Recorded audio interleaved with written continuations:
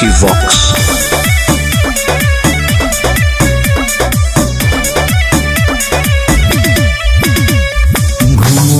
छुट्टा छौड़ी जमुई जिला के चौक पर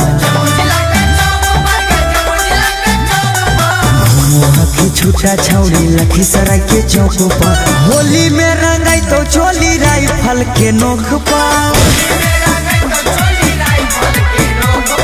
धूरा पूरा झोंक देबो से पूरा के चौक पर धूरा पूरा झोंक देबो ना बादा के चौक पर होली में रंगाई तो चोली राइफल के नोक पर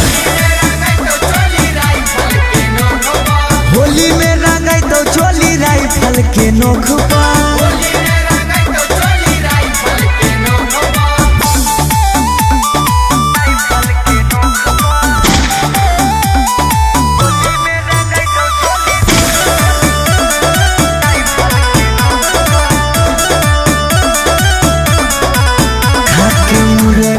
पी के बियर मुड बनाई बौगे छौड़ी रंगबा डाले में नहीं तानी को शरमाई बौगे छौड़ी खाके मुर्गा पी के बियर मुड बनाई बौगे छौड़ी रंगबा डाले में नहीं तानी को शरमाई बौगे छौड़ी गाल दुनू लाल करबो लखीसराय के चौक पर गाल दुनू लाल करबो बड़हिया के चौक पर होली में रंगाई तो चोली राइफल के नोक पर होली में रंगाई तो चोली राइफल के नोक पर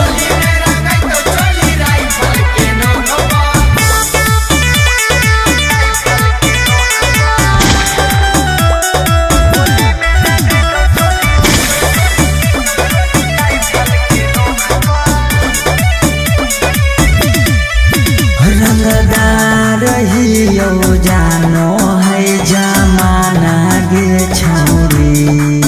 हमरा आगे नहीं बोलतो पुलिस थाना गे छौरी रंगदार रहियो जानो है जमाना गे छौरी हमरा आगे नहीं बोलतो पुलिस थाना गे छौरी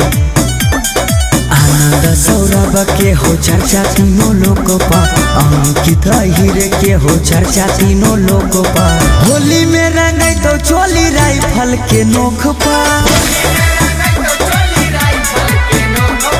होली में रंगाई तो चोली राइफल के नोक पर।